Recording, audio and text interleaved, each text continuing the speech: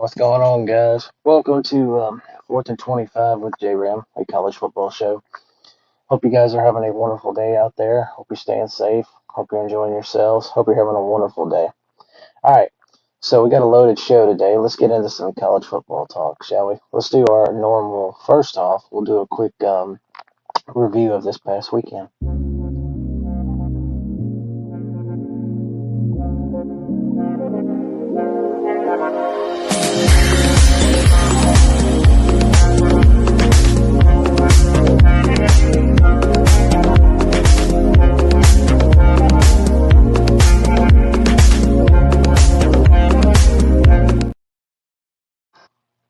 All right, guys.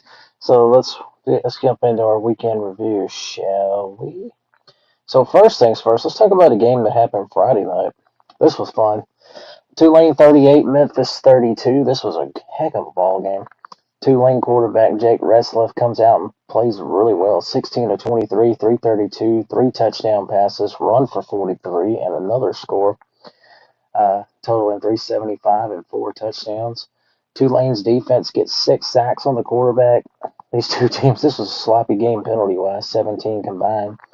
Memphis did make a fourth quarter rally. They were down by double digits, but came up just short here in a 6-point loss. But big win for Tulane in the American race as they stay alive for the G5 playoff spot. And this conference has got 5 teams tied for first place right now, including that Tulane team you see right there. Good win for Tulane, though, as they get it done 38 to 32.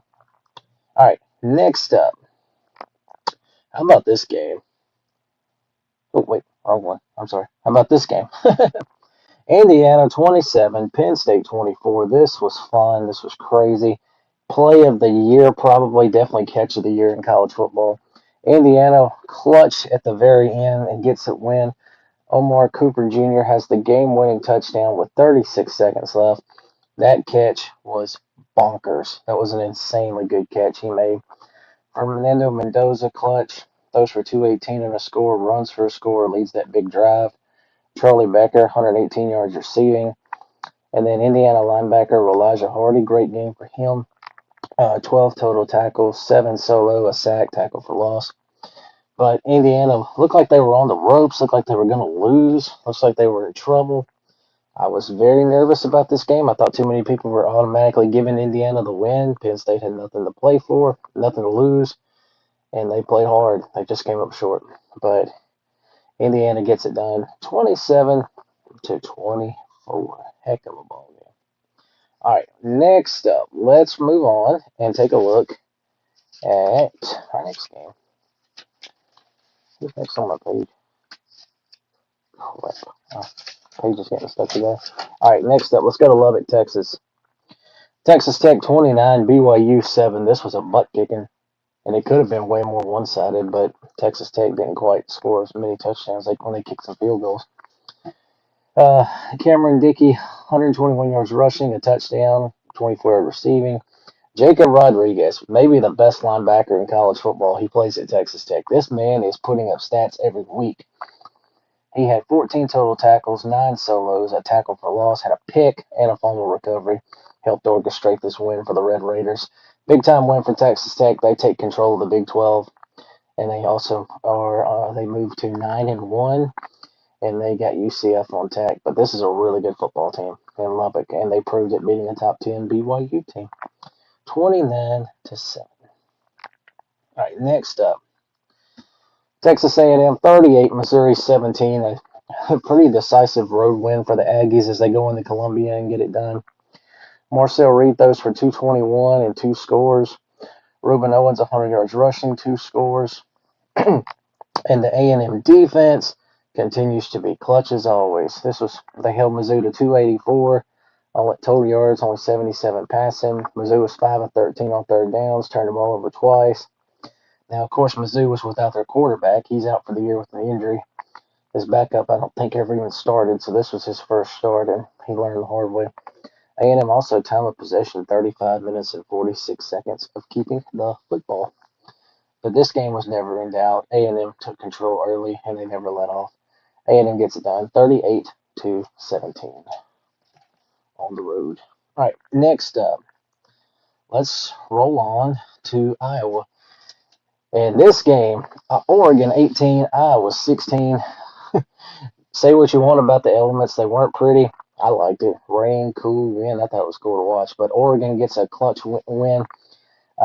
Atticus Sappington with a game-winning field goal at the end for the Ducks as they win at 18-16. 3 out of 3 on his kicks, long of 46. Noah Whittington, Oregon's running back, had 100 yards rushing, 118. Jerry Mixon, their linebacker, 13 total tackles, 9 solos, fumble recovery, and a tackle for loss. But good game on the road, hostile environment against a ranked foe because Iowa was ranked and they still are ranked. So this is a good win. The Ducks get it done though, 18-16 in an Iowa type of game. All right, next up. This game really wasn't high on the radar, but I thought it would be entertaining, and it was. Arizona 24, Kansas 20. Congrats to Arizona. They're going bowling. They're bowl eligible with this win. Noah Fafita 158 through the air, 2 scores. Kansas actually outgained Arizona in every statistic except for the one that matters, the scoreboard. I mean, Arizona only had the ball for 24 minutes and 30 seconds. Yards per carry, Arizona 5.7, Kansas 4.3. But it turned out to be the deciding factor. Arizona gets a big time win here, and they become bowl eligible, 24-20. All right, moving on. Talking about a crazy game in the SEC. This is what this was. Vanderbilt 45, Auburn 38 in overtime. Diego Pavia comes back from the Texas loss and balls out. This man had 489 yards of offense, 4 total touchdowns. He throws for 377 and 3 scores, runs for 112 and another score. Plays a phenomenal game for the Commodores. Trey Richardson, 3 catches, 124 touchdown. Eli Stowers had 12 catches for 122 yards. With over 1,100 yards of offense between these two, 563 to 544. One deciding factor, Auburn, 12 penalties in this game. Vanderbilt, 3. So very sloppy. Vanderbilt very disciplined. But the Commodores get a big win here and move to 8-2. They are off next week, and then they've got Kentucky and Tennessee left to go and keeping their somewhat still alive playoff hopes. But a big win here for Vandy to get them back on track. 45-38. All right, next up. How about an upset in the Big Ten? Check this out. Wisconsin 13, Washington 10. Did not see this coming at all. The story of this game, though, was Wisconsin's defense. They were phenomenal. Mason Posa, linebacker, 11 total tackles, 6 solos, 2.5 sacks, 2.5 tackles for loss, pass deflected. Also, Cooper Catalano in their linebacking core. He had 19 total tackles. He had a lot of tackles. 12 solo, 1.5 tackles for loss. Wisconsin's defense had 4 sacks, 2 turnovers forced. Held Washington to 251 in total offense, 134 through the air, 117 rushing. Only 3 penalties by the Badgers. Washington had 8. Wisconsin just shut them down, and they played them to those elements. A low-scoring game. It was so nice to see this. But a great win for Wisconsin. Ironically, the day after their athletic director said Luke Fickell would be back next year as their coach, and this helps them. So while their bowl hopes are still pretty much on life support at 3-6, this is still a good win to maybe build off of for the future. Wisconsin 13, Washington 10. All right, next up, Clemson and Florida State. Cannot believe this game was on the ACC network. Did not think I'd ever see that, but the seasons they've had tells the story. Clemson gets the win 24-10. Mike Norvell's seat gets hotter and hotter. Cade Klubenik throws for 221 and a score, runs for a score. Samuel Brown at linebacker, 9 tackles, 3 solos, a sack, 2 tackles for loss. Third downs, both teams struggled. Florida State 5 of 15, Clemson 4 of 15. Penalties 5-2 FSU. Florida State turned the ball over twice. Think about that. That's points you lose, possibly. Clemson outgained Florida State in time of possession, 34-22 to 25-38. So good ball control there by the Tigers. But Clemson gets the win. If nothing else, this is a good one for Dabo to live off of and for Florida State fans to breathe a little bit of a sigh. For Clemson fans, at least you can say you beat Florida State. So 24-10, Tigers roll. Next up, ACC, we continue. How about some upsets? Did not see this coming, but I guess I shouldn't be surprised considering where the ACC is. Wake Forest 16, Virginia 9. This was a big upset. Virginia was, of course, 8-1 in the top 15. Chandler Morris, their talented quarterback, though, he leaves the game in the second quarter with an injury that kind of changed the complexion of the game a little bit. Wake Forest's defense, though, was phenomenal. Dallas Ofana and Newer Gutworth, I can't pronounce it, both had a sack.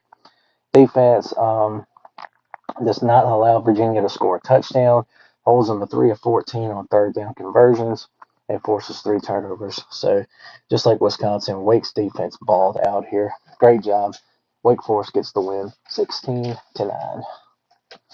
All right, another upset in the ACC. Let's head up to Louisville, Kentucky. I get this one for some reason doesn't shock me, but in overtime, Cal beats Louisville 29-26. Great win for the Golden Bears. Their quarterback, Jaron Kuvu, I don't know how you say that last name, throws for 323, 2 scores. Jacob D. Jesus, star receiver for Cal, 16 catches, 158 and a touchdown. Third downs, Cal at 8 of 18. Louisville 6 of 17. Cal outgained Louisville 427 to 351. Cal outpassed them 350 to 203. So, what a win for the Golden Bears. Another upset in the wild, wacky, what the hell do we call this ACC? Sorry for the cuss word, but the ACC is very frustrating to figure out. All right, next up, let's go to Tuscaloosa. Alabama gets it done in a old school Bama. This was like a Nick Saban Bama kind of game. Alabama 20, LSU 9. Alabama's defense was obviously the main star here, but Ty Simpson still 277 a score. Penalties, LSU 10, Alabama 2. Jeez. Alabama's defense holds LSU to 5 of 14 on third downs, no touchdowns, 232 in total yards, held them to 59 in rushing yards, and 2 turnovers forced. So the Tide keep on winning and keep on headed towards Atlanta. Alabama 20, LSU 9. All right, next up, let's go to the SEC. And this was a stunner. A beatdown. A beatdown. Kentucky beats down Florida 38-7 in Lexington. Say what you want. Has Florida quit? Do they care? I don't know. Not my business. But I'm just shocked Kentucky won this game as bad as they did. Coder Bowley throws for 168, 2 scores. Running back Dante Dubell, 100 yards, a touchdown. Kentucky's defense has been one of their shiner spots here recently. 247 total yards allowed, only 104 rushing, and 4 turnovers forced. Great job by Kentucky. This was a good win. They play Tennessee Tech on Saturday. If they win that game, they're at 5 wins, and they realistically could still get to a bowl game because they have Vandy and Louisville left. Who knows? Rivalry games. But crazy to think Kentucky, where they were not long ago, they're still in bowl contention. 38-7, the final. All right, Nebraska. This game was fun. This was actually not a bad game. Nebraska 28, UCLA 21. New quarterback TJ Lateef for Nebraska, 205 passing, 31 rushing, 3 total touchdowns. Has a good game in his debut as a starter. Emmett Johnson, Nebraska's running back. This young man put on a show. 129 rushing, a score, 103 receiving, 2 scores, totaling 232 and 3 scores. Nebraska outgained UCLA 361 to 348. Good win for Matt Rule's team as they go on the road. Nebraska 28, UCLA 21. All right, one more game we're gonna do real quick. This was a game we had circled in the Mountain West. Did not see this coming. Hawaii 38, San Diego State 6. Warriors roll here. Micah Aljado 256 through the air, 3 touchdowns. What a game for Jackson Harris, the receiver for Hawaii. 7 catches for 130 yards, 3 touchdowns. He had a great game. Third downs, Hawaii was 9 of 17, and San Diego State was 2 out of 14. Yikes. Total yards 386 to 267. Hawaii cruised, and San Diego State turns the ball over 4 times.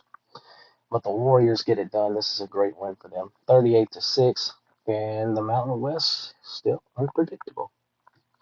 All right, next up, let's go to our players of the week.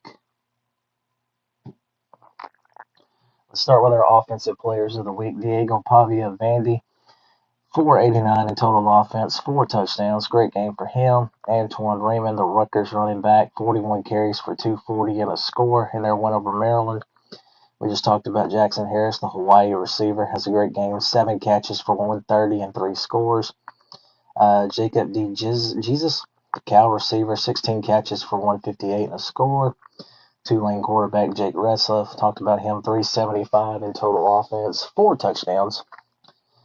Georgia running back Nick Frazier, great game, 12 carries for 181 and a score in their win over Mississippi State. Nebraska running back Emmett Johnson, 232 total yards, 3 scores.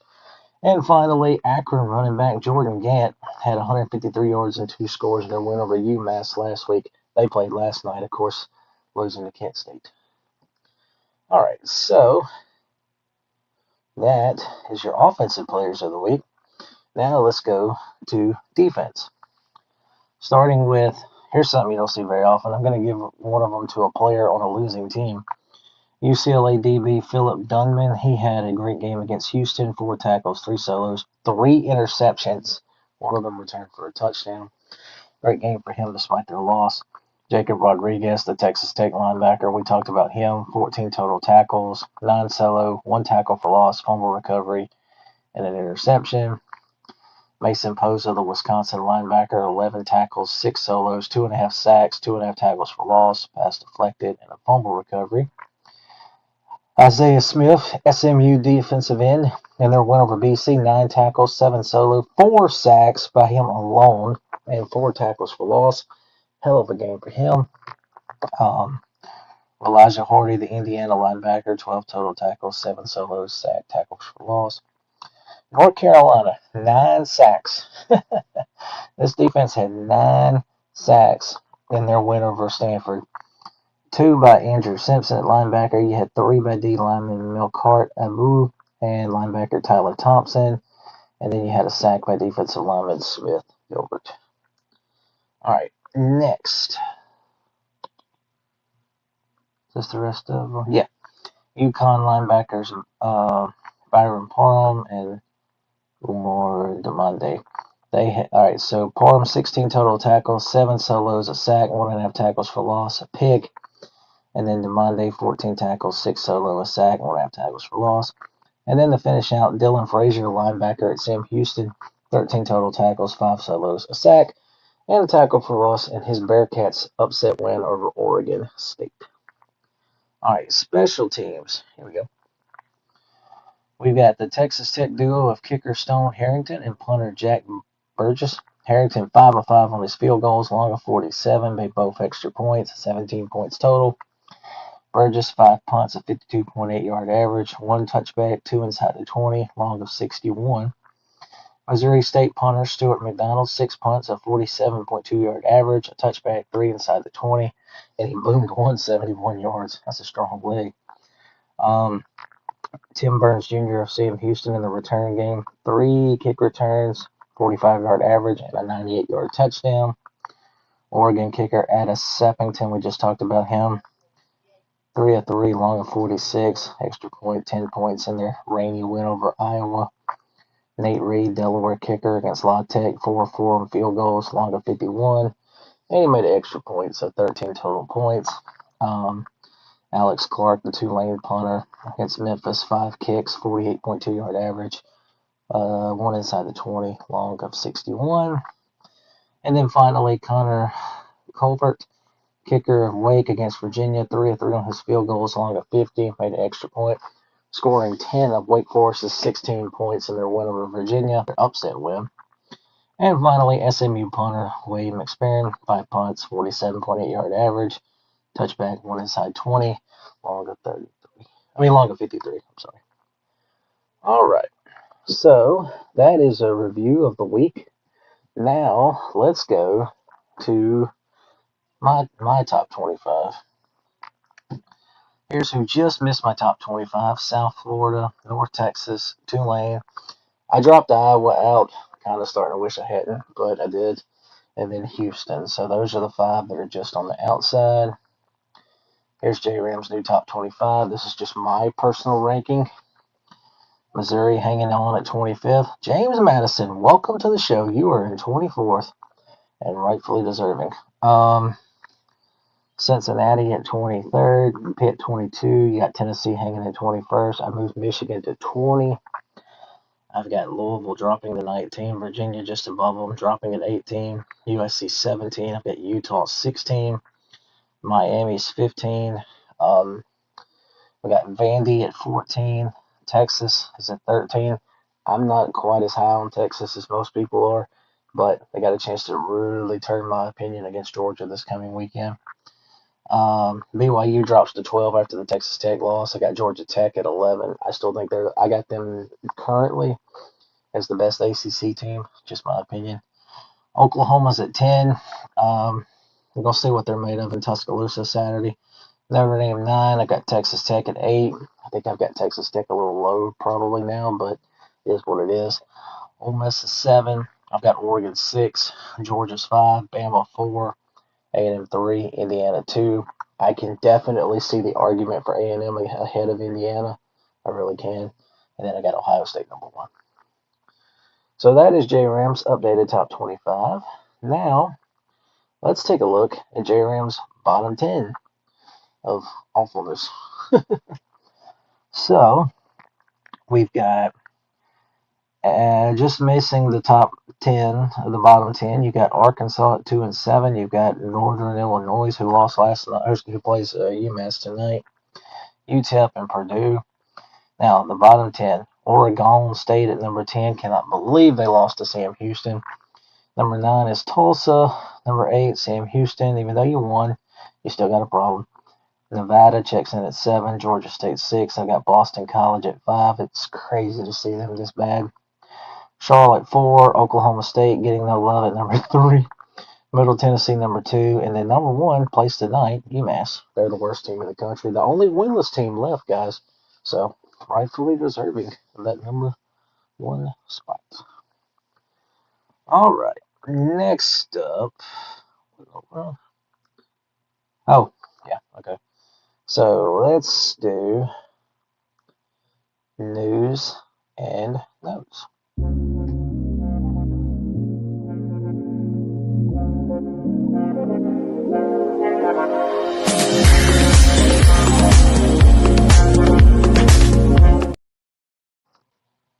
All right, guys. So, a couple of news and notes. Nothing real major. We didn't have no coaches get fired for a change. Brian Kelly, former LSU coach, is seeking $54 million that he is owed after rejecting two settlement offers from LSU. So, could be an ugly situation on the Bayou.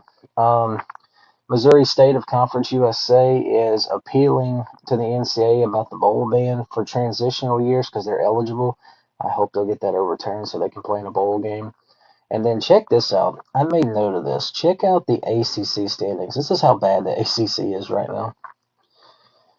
Look at this. Georgia Tech, Virginia, Pitt, SMU, and Duke all have one loss. Duke is 5-4, by the way, with one loss in conference play. That just shows you how much of a train wreck this conference is. But it'll pan itself out. Virginia plays Duke this weekend. I know Georgia Tech still got to play Pitt. But it's a mess. Hey, Terry Walker. Well, you missed part of it. We done our weekend recap and players of the week in my top 25. Now, we're fixing to get into the playoff poll here in just a minute, if that's what you're wondering. All right, so anyway, there's a little bit of a look at the ACC. All right, let's take a look at the new playoff poll. The new college football playoff top 25. Poll came out last night, so Cincinnati comes back in at 25th. Hello, South Florida, our first G5 appearance. We actually have a G5 team in here. I think it's the wrong one, but that's just my opinion. South Florida's 24th. Tennessee jumps in at 23rd. Pitt 22. Look at Iowa. Loses to Oregon. Only dropped one spot. Hanging at 21st. So, committee showing the Hawkeyes a lot of love for that close loss to Oregon. Louisville drops to 20. Virginia drops to 19. Seems like them two can't get away from each other. I mean, Virginia owns the tiebreaker, I guess. Michigan hanging at 18. USC 17. Georgia Tech at 16. Miami's 15. So Miami is actually ahead of Georgia Tech. Hey, Andrew. So anyway, Miami is the top ACC team in the playoff ranking. I don't agree with that. I think Georgia Tech should be ahead of them, but that's just my 2 cents. This has a chance to pan itself out. Anyway, Vanderbilt says hello at 14. They're up to 14. Vanderbilt's interesting. They're off this week. You got Kentucky next and then Tennessee. Win those two. Are you in the playoff? I don't know, but it's going to be interesting to watch. Utah hanging the same at 13. I like the spot Utah's in. BYU says high at 12. Oklahoma and Texas pretty much stay the same at 11 and 10. As you've seen in my poll, I've actually got OU ahead of Texas right now. Notre Dame 9, Oregon 8. Ole Miss drops a spot to 7. They pretty much flip with Texas Tech. As Texas Tech goes to 6, Ole Miss is 7. I don't have no problem with that. I mean, Texas Tech just beat a top 10 team, so I completely understand that. Georgia's 5, BYU 4, Texas A&M 3, Indiana number 2, and Ohio State at number 1. No shock. So this is where we are 2 weeks into this playoff poll. This is the only one that really matters. So, and it's going to change some. I mean, you got number 4 playing number 11 this weekend. You got number 5 playing number 10 this weekend. Yeah, so it's going to work itself out. Plus, you got 17 playing 21. So it'll pan itself out. All right. Good pace for today. We're moving along just nicely.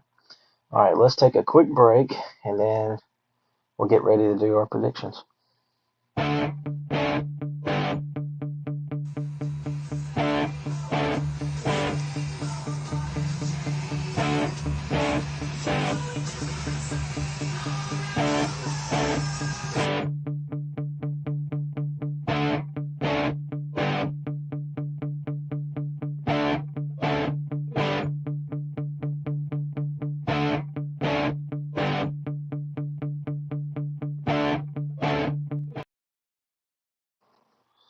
All right, guys, welcome back to 4th and 25 with Jeff. Moving along, good pace today because I got some stuff I've got to go do.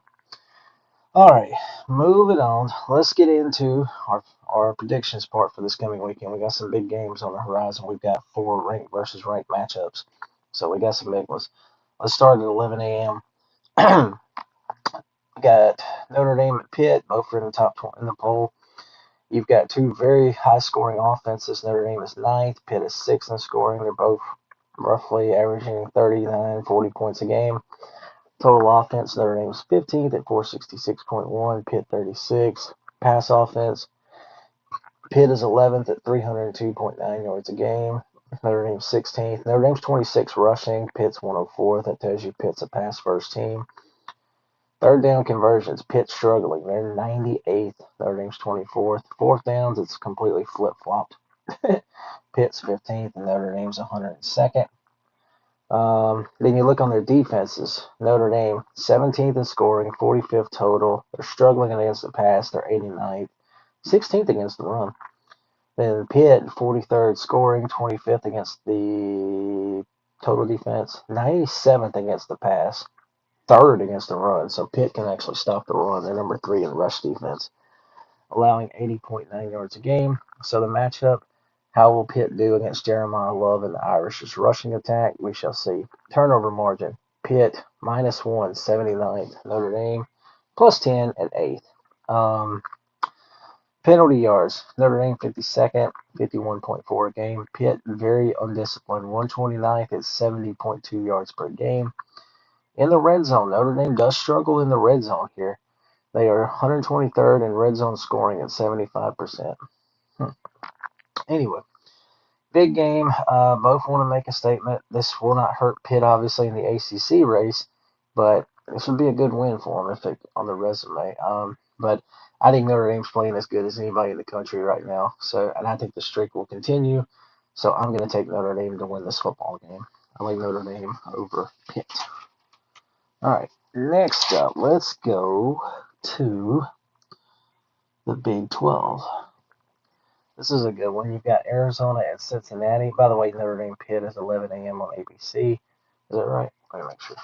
I don't want to tell you guys the wrong information. Make myself look any dumber. Yeah, 11 a.m. ABC. Okay. Cincinnati, Arizona. This is an 11 a.m. FS1 kick. Bearcats a 6.5-point favorite. Offensively, Cincinnati is 20th scoring, 31st total, 58th through the air, 25th on the ground. Arizona's 32nd scoring, 56 total, 43rd passing, and 76th on the ground. Third down conversions, Cincinnati is much better, 45th on third downs. The number one ranked team in the country on fourth down conversions at 83.3%. Arizona's 92nd on third down, 42nd on fourth. Scoring defense, Arizona's actually a solid defense. 26th in scoring, 17th total, 7th against the pass. Then against the run, they're struggling a little bit, 61st. Cincinnati has some issues on defense. They're 46th in scoring, but they're 83rd total, 74th against the pass, 86th against the run. So, with that said, I actually struggle with this one, but I think Cincinnati knows that they've got a chance to still get to the Big 12 championship. Arizona's locked up a bowl trip, but this is going to be a sneaky good game. But I like the physicality of Cincinnati. Give me the Bearcats of Cincinnati to win this football game. All right, moving on. Let's look at a big one in the American as two of their contenders squared off. We got South Florida at Navy. This is an 11 a.m. ESPN2 kick. South Florida is actually a 10.5-point favorite as I speak. Scoring offenses, you got the number 5 USF and the number 48 Navy. Total offense, both from the top 30. USF 7, Navy's 26th.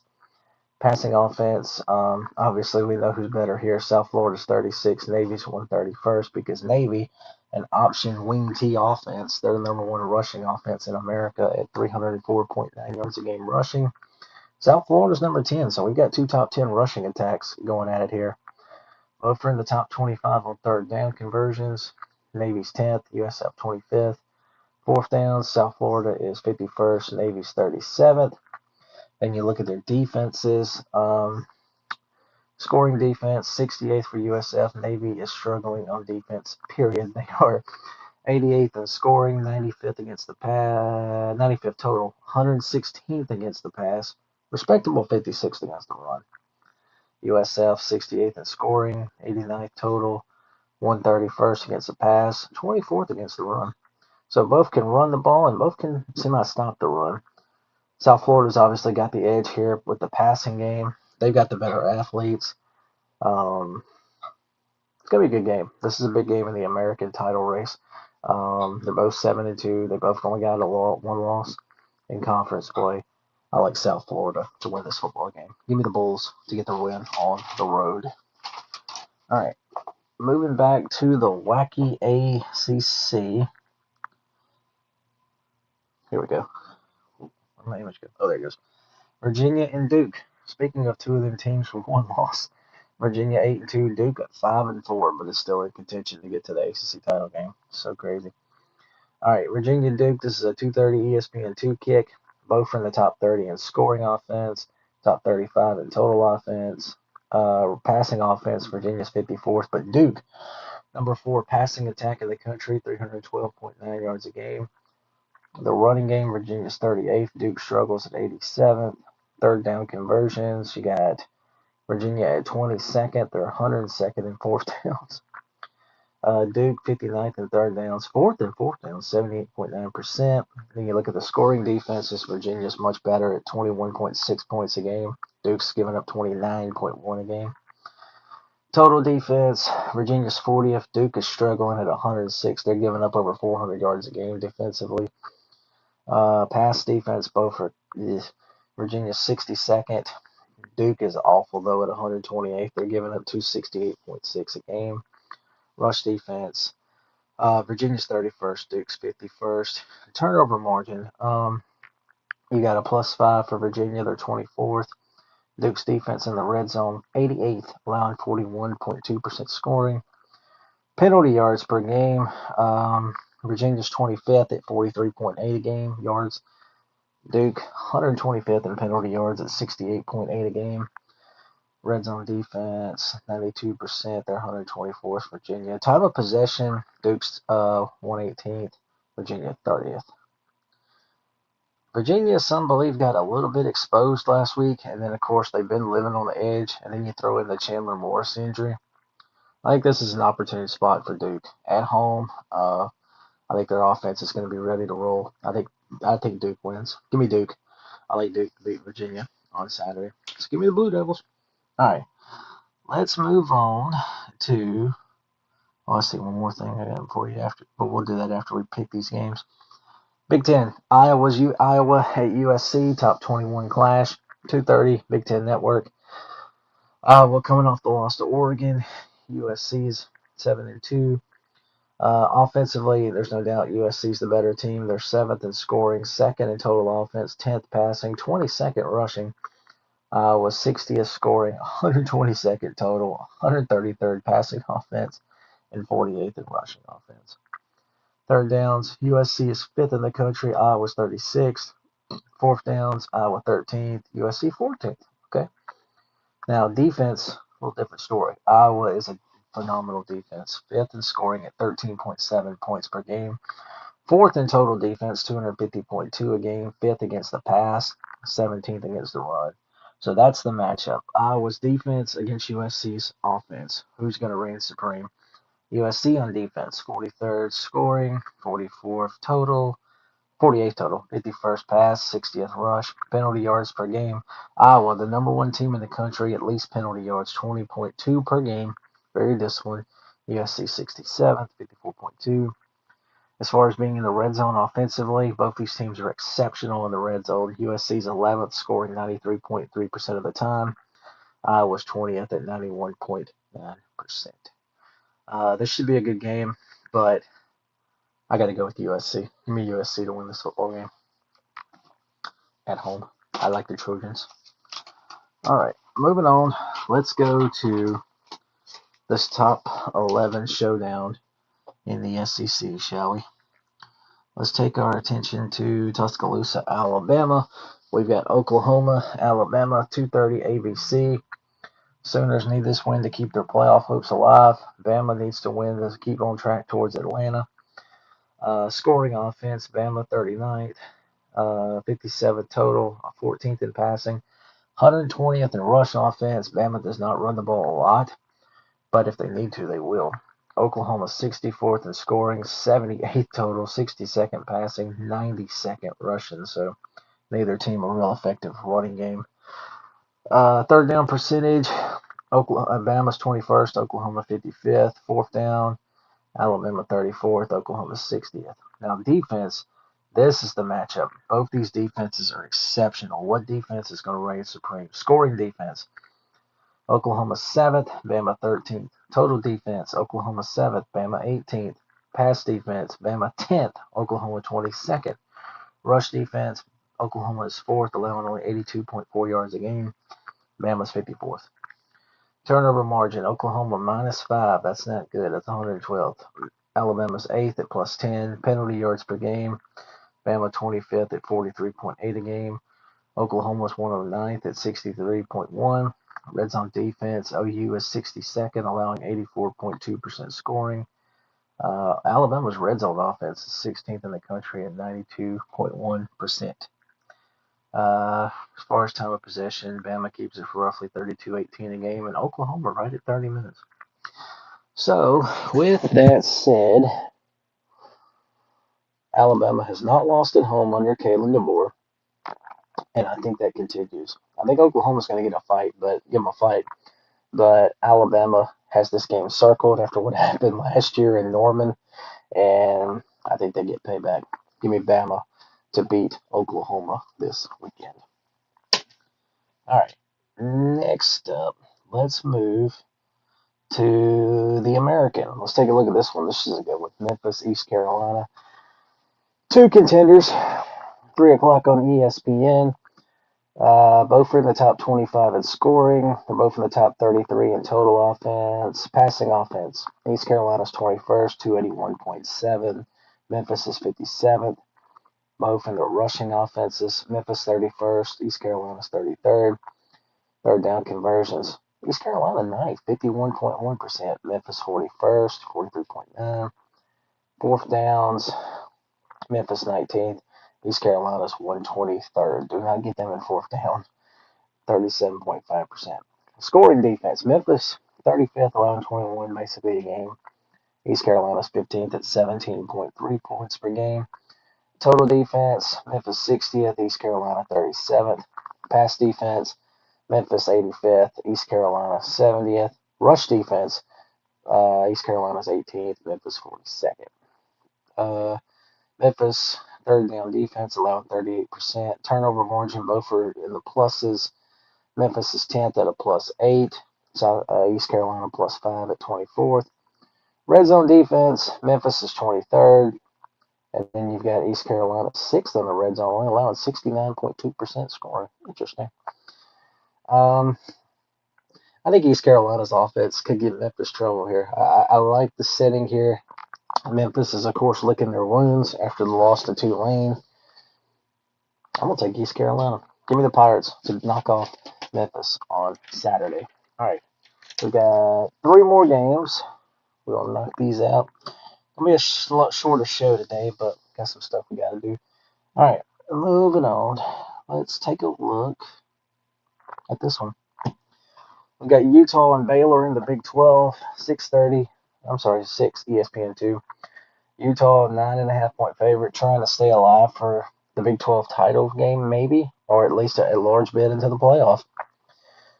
Scoring: Utah scoring 39.6 a game. That's 7th best. Baylor's 26 to 33.8 total offense. They're both in the top 19. Utah 477.2 a game. Baylor's right at 454. Baylor, the number 5 passing offense, 312.7 a game. Utah, number 3 rush offense, 267.1. Utah third on the country on third downs, 21st on fourth downs. Scoring defense, Utah 8th, 14.2 points per game. Baylor 100th at 29.3 points per game. Total defense, yeah, defensively this is a mismatch. Utah 16th. They're 6th against the pass, only allowing 156.8 a game. 67th, though, against the run. Baylor's 100th in scoring defense, 86 total, 53rd pass, 13th against the run. Turnover margin, Utah +1, Baylor -8. And time of possession, Utah 32-32, Memphis 29-14. This could be a sneaky trap game on the road. Utah could overlook this game. They were here a few years ago and played a really close competitive game. I think this will be a good game, but I think Utah's out to prove a mission, and I think they'll out-physical Baylor, and they'll put them away in the second half. So give me Utah to win this football game. All right, next up, let's go. We got 2 games left. This should have been the last game. I apologize, but oh well. Athens, Georgia, 6:30 ABC. Texas, Georgia, top 10 showdown. College football playoff implications. Do I dare say SEC title implications? We'll see. So, Texas, 60th scoring, 72nd total, 51st throwing the ball, 96 rushing. So Texas' offense has not been super amazing, but has played better in recent weeks. You watch the Vanderbilt game, you'll see what I'm talking about. I think Arch Manning is getting better. They are 67th on third down conversions, 117th on fourth down. Whew. Georgia's offense, 33.4 points a game. They're 29th. They're 32nd total, 60th passing, 24th running, 197.2 a game rushing. They are 16th in third down conversions at 48.3%, 12th on fourth down, 72.7. And then you do the defenses. Look at this. Texas is 11th. Georgia's 24th. Total defense, Texas is 22nd. Georgia's 20th. They both, against the pass, Georgia's 58th. But Texas, 96th, allowing 235 a game. Both are exceptional at stopping the run. Texas, the number 2 rush defense, allowing 78.2 yards a game. And Georgia is 12th, allowing right at 100.2. All right, turnover margin. +8 for the Longhorns, -2 for Georgia. Penalty yards per game. Texas 117th, Georgia 32nd, at only 46.2. Texas is averaging 66 yards a game in penalties. Red zone offense. Texas is 81st, 83.3%. Georgia's 17th at 76. Georgia number 10 in time of possession, 33.03. game. Texas 73rd. All right, so this is a good one. I think this is going to be a great game. But Georgia rarely loses at home, and I don't see that changing. I think their defense gives Arch Manning too much trouble, maybe a couple turnovers, and then Georgia just takes control. It's going to be a close one, but I like Georgia. Give me the Dogs at home to beat the Longhorns. I will take Georgia. All right, one more game, and yep, you see that right. Conference USA is on my sheet. They are on my show. We are going to pick another Conference USA game. This could be a preview of the conference championship game in a couple of weeks. We got Kennesaw State at Jacksonville State, 7 o'clock ESPNU.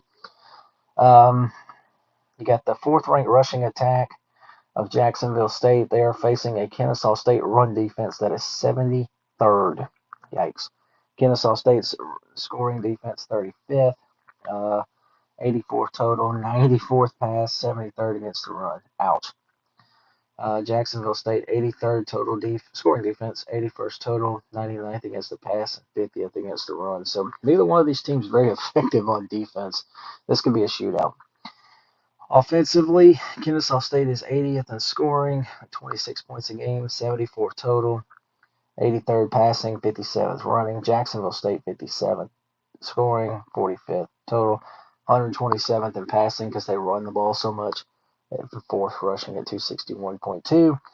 Third down conversions, Jacksonville State at 40.9%, Kennesaw 39.2. And then fourth downs, Jacksonville State pretty effective, 21st, 66.7. Kennesaw State 80th at 50. All right. Oh, excuse me, guys. So, I did not think Jacksonville State would be in this position this year. I really thought this was a rebuilding year after Rich Rod left, but I also didn't know Cam Cook was back at running back for them. I think that rushing attack will give Kennesaw State fits. Kennesaw State's already had a really good year and surpassed expectations.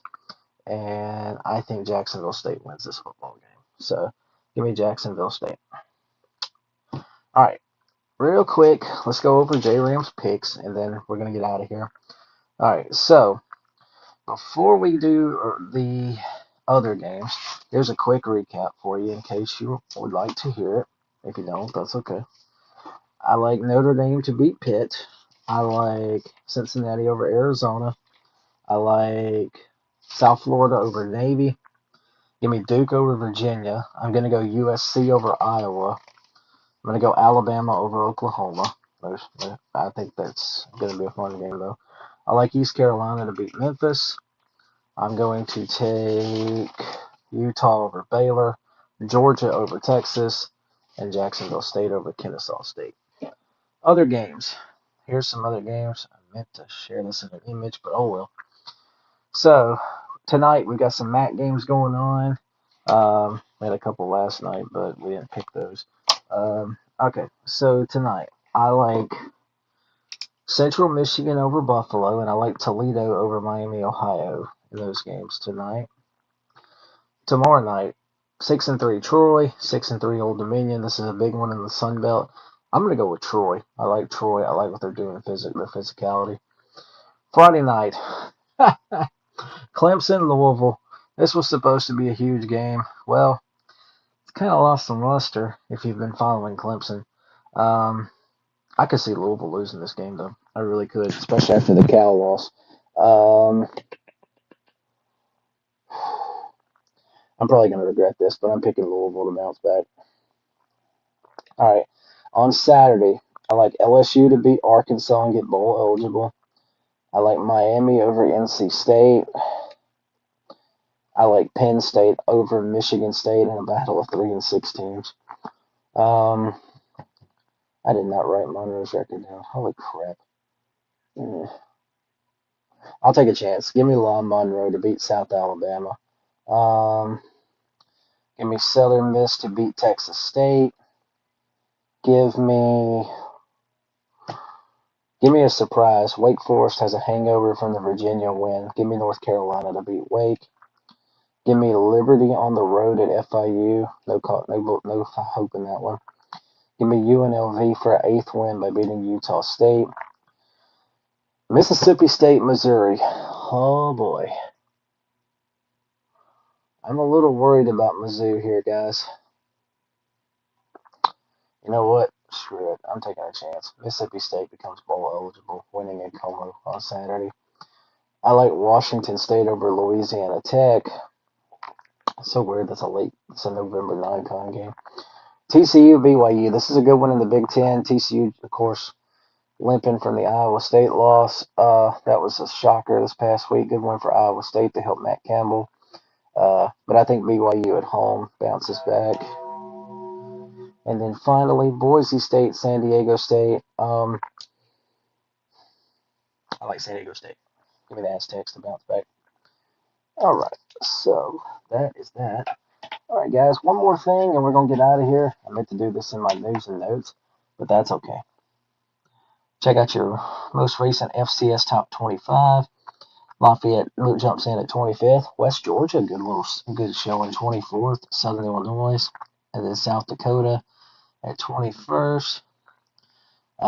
Southeast Louisiana at 21st. Abilene Christian 20th. The Penguins of Youngstown State 19th. North Dakota 18th. I got Stephen F. Austin at 17th. Jackson State 16th. Man, South Dakota State just keeps falling. They're 15th. Wow. So weird seeing them so low. So low. Lamar 14th, Illinois State 13th, Monmouth at 12th, Harvard jumps in at 11th. Remember, the Ivy League does get an FCS playoff bid this year. Looks like it's going to be Harvard unless something happens. UC Davis at 10th, Rhode Island 9th, Mercer 8th, Villanova 7th, Tennessee Tech at 6th. We'll see them against Kentucky on Saturday. 5th is Tarleton State, really good team. Lehigh 4th.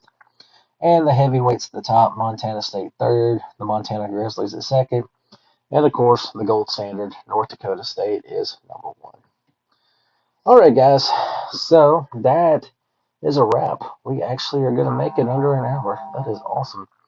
That was my goal this week, and plus I've got some stuff I've got to go do. So appreciate y'all that have hung it out with me, or even if you just passed through for a minute, that's okay. Hope you enjoyed the show. As always, we're going to close this thing out with a Bible verse real quick. We'll be back next week, hopefully a little better prepared. But we'll be back next week with our usual stuff. We'll have a recap of this weekend. We'll look forward to next week. We'll talk about the next playoff rankings, players of the week, my rankings, if any other coaches get fired, or any other big news. So our verse of the day, First Colossians 5:11. Wherefore comfort yourselves together and edify one another, even as also ye do. If somebody needs comforting, comfort them. All right. Appreciate you guys. Hope you had a wonderful day. I'm going to get out of here. Y'all have a great rest of your day. Take care of yourselves. God bless.